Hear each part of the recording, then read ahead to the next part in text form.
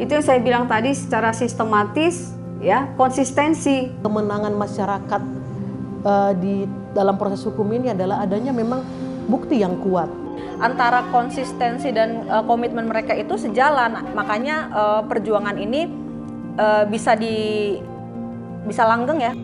Kunci keberhasilan ini adalah konsistensi masyarakat itu tadi sendiri.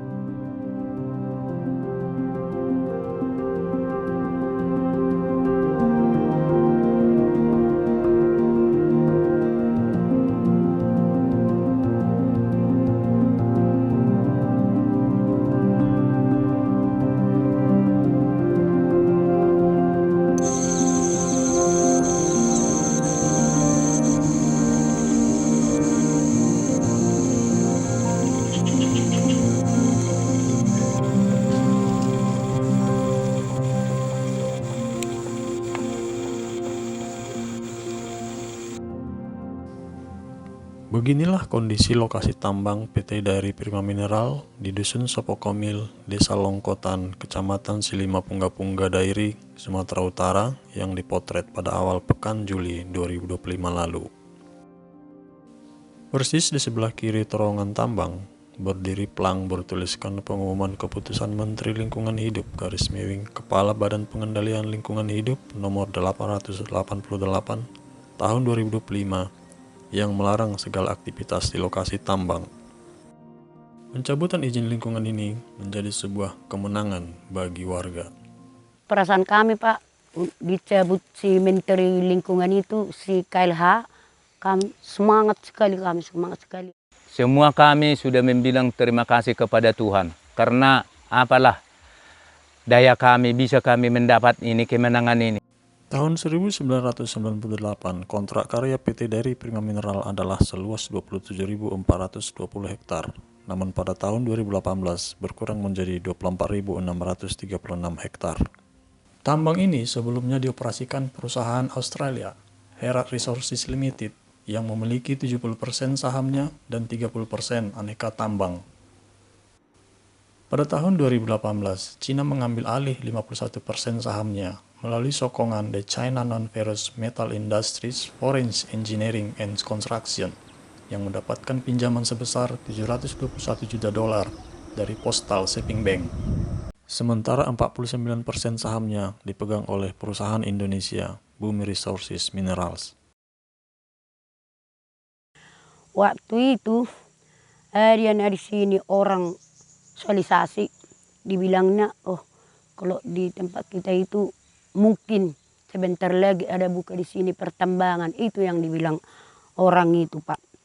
Tapi enggak dijelaskan atau enggak diperjelaskan atau untuk dibuat bersosialisasi masyarakat, langsung hanya pemberitahuan sebegitu aja lah. Jadi mungkin kalau menurut kami, Pak, yang tinggal di sini, mungkin caranya itu membodoh-bodohi. Ya memang dulunya kami pertama-tama datang orang itu, kami termasuk bisa dipengaruhi pertama.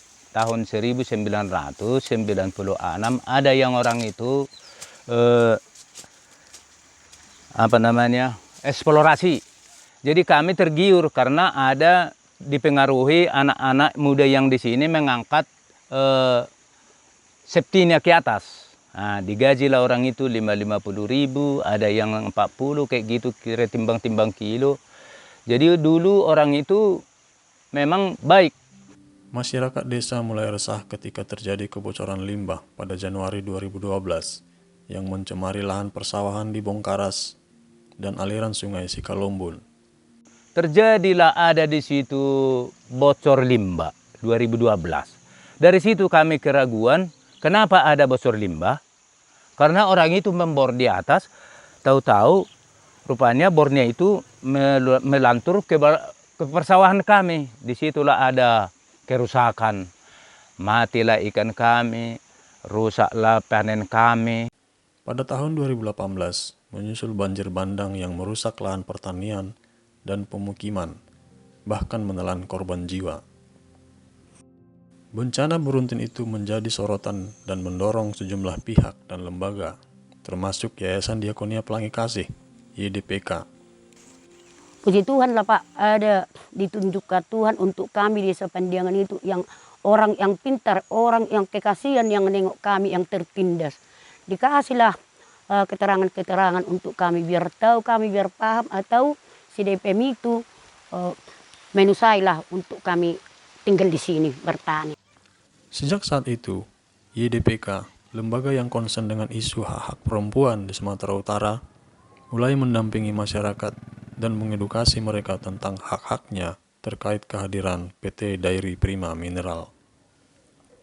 Proses edukasinya kan lewat hak mereka ya, hak-hak misalnya mereka berhak untuk mendapatkan lingkungan yang sehat, mereka berhak misalnya mendapatkan air yang bersih, udara yang sehat gitu kan. Lalu misalnya mereka berhak untuk bersuara ketika misalnya ada pembangunan di desa mereka. Nah kita melakukan pendekatan seperti itu. Lalu selanjutnya kita juga selalu mengingatkan bahwa ketika hadirnya perusahaan tambang ini, pihak dari pemerintah bahkan dari perusahaan sendiri kan tidak ada misalnya menceritakan tentang dampak negatif maupun positifnya. Semakin dibina YDPK itulah kami sampai kepintaran berjuang kehidupan kami itu berjuang untuk tempat kami ini, berjuangkan lahan kami yang pertanian atau biar jangan ada mengganggu gugat kami yang mertani tinggal di sini Pak. Banyaklah yang orang itu yang mengajarkan sama kami sosial. Itulah yang dari pengalaman kami. Tapi ada juga yang dibilang orang itu undang-undang kayak gini, nggak bisa dikriminalisasi kalau kita menuntut hak kita. Kayak gitulah diceritanya orang YDPK sama kami. Untuk memperkuat strategi advokasi, pada tahun 2019, YDPK menjalin koordinasi dengan Perhimpunan Bantuan Hukum dan Advokasi Rakyat Sumatera Utara atau Bakumsu. Dari setiap tahapan proses hingga pada implementasi apa yang mau dilakukan terhadap kasus ini gitu ya, itu selalu masyarakat kita libatkan gitu.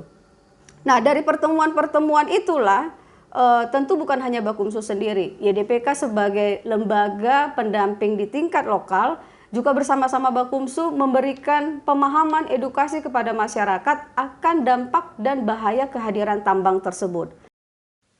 Menyadari perlunya strategi advokasi yang kuat, YDPK dan Bakumsu menyepakati pembentukan sekretariat bersama Tolak Tambang atau Sekber Tolak Tambang dengan menggandeng sejumlah lembaga.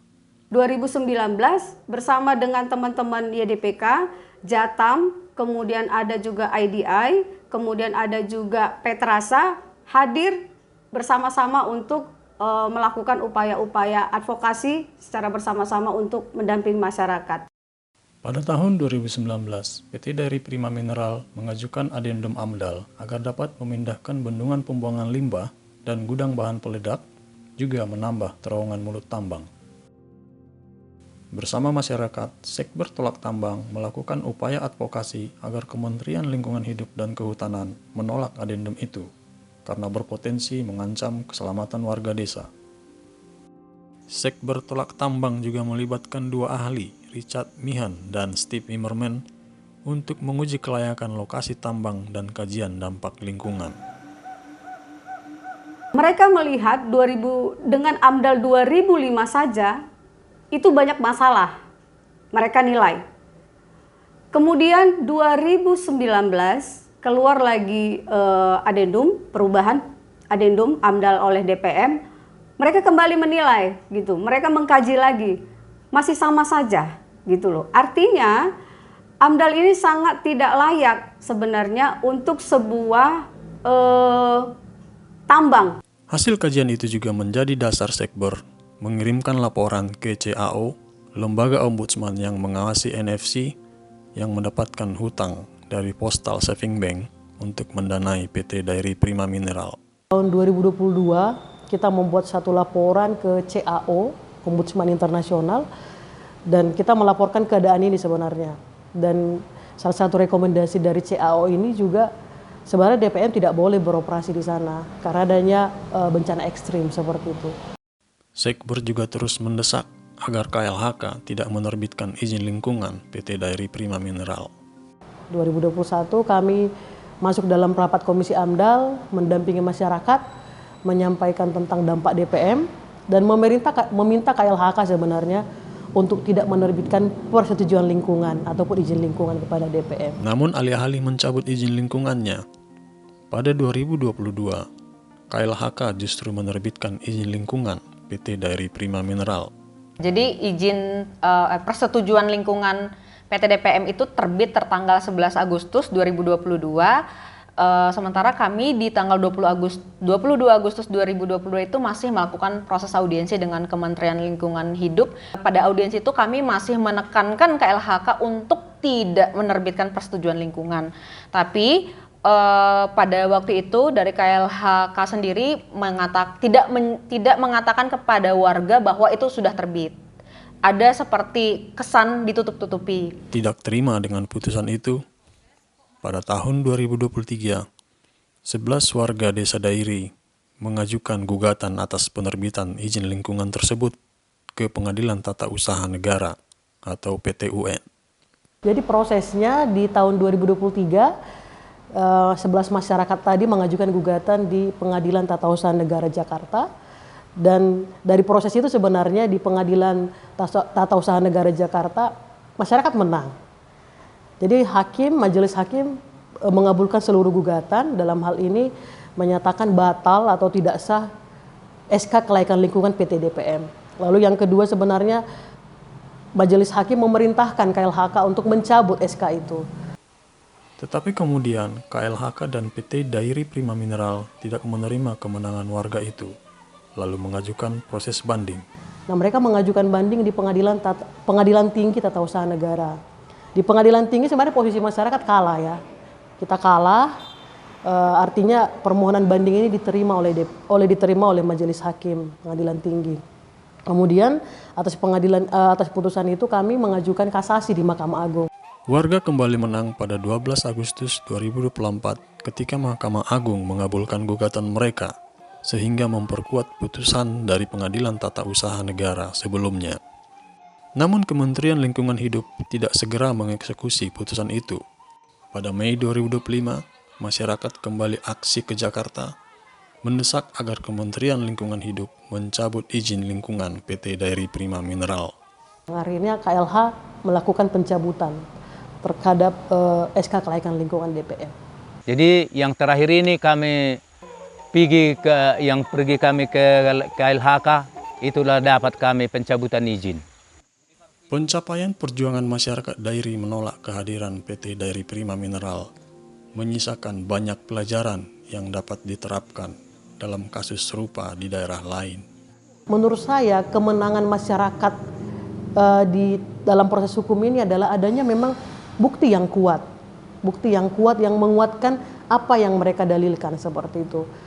Selain dari tentunya dari kajian-kajian ahli, juga peraturan-peraturan sebenarnya yang bertentangan dengan proses pembuatan dari SK kelaikan lingkungan. Misalnya dalam Perda Tata Ruang di Kabupaten Dairi sudah dinyatakan bahwa kawasan Silima Pungga itu adalah kawasan sawah potensial seperti itu yang tidak boleh dialihfungsikan.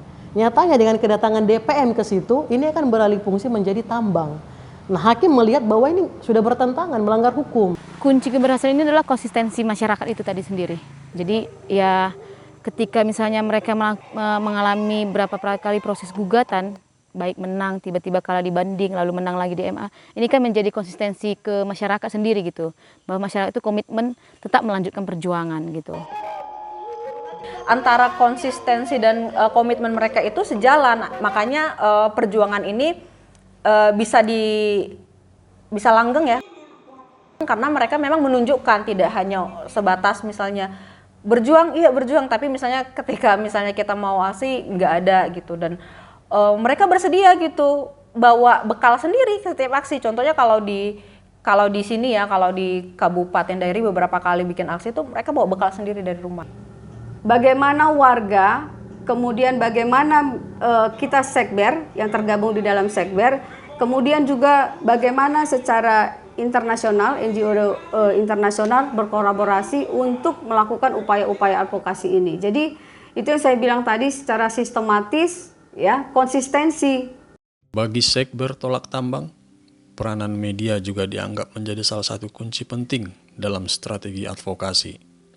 Kami menganggap ini penting untuk kita jadikan sebagai sekutu yang bisa menyampaikan kepada publik. Karena kita nggak punya kemampuan nih, kita nggak punya sekber, NGO, dan masyarakat nggak punya, saya pikir nggak punya ruang yang sangat luas, tapi media bisa gitu loh. Oleh karena itu, dari setiap advokasi, kegiatan, aktivitas yang kita lakukan, misalnya demonstrasi, kemudian kajian kita, konferensi pers, itu kita libatkan teman-teman media untuk bisa mencoba mempublikasikan informasi fakta lapangan yang kita dapatkan. Kecemasan dan keresahan masyarakat Dairi yang tinggal di Kecamatan Silimapungga-Pungga setidaknya perlahan mulai hilang. Mereka kini dapat kembali menjalani aktivitas dan berharap PT Dairi Prima Mineral tidak kembali lagi atau bahkan mencoba untuk beroperasi lagi. Banggalah kami sebagai masyarakat Jelata yang menolak dari dulu. Sudah kami berpahit-pahit dari desa ke kabupaten, dari kabupaten ke provinsi sampai ke pusat. Kami biaya sendiri. Tidak ada yang membiayai kami masyarakat desa ini. Itulah makanya bangga kami sebagai masyarakat. Tak ingin larut dalam euforia kemenangan, Sekber Tolak Tambang juga berkomitmen akan terus mengawal putusan itu. Pertama tentu mengawal proses dari pencabutan SK itu. Karena ketika sudah dicabut kan KLHK sudah menyatakan bahwa tidak boleh ada aktivitas apapun. Terus mengawal proses itu, apakah memang DPM menaati hal itu? Dia melaksanakan nggak perintah dari KLHK untuk tidak melaksanakan kegiatan operasional. Lalu yang kedua terkait perizinan pertambangan yang baru. Memang punya potensi, tapi kami rasa prosesnya akan lebih rumit dari sebelumnya. Karena kan salah satu poin adalah partisipasi masyarakat. Sementara di sisi lain, masyarakat juga tidak mau. Banyak masyarakat juga yang menolak kehadiran tambang ini. Masyarakat desa seperti Rainim Purba juga berkomitmen akan terus mengawal putusan pencabutan izin lingkungan itu. Tetaplah Pak, itulah entah siapapun yang nanya aku Pak tentang lingkungan hidup kami ini, tetap ceritaku atau balasan suaraku Pak, tetap berjuang aku sampai ada aku, sampai akhir dicabut Tuhanlah kehidupanku dari dunia itu. Tetap berjuang aku Pak, itu.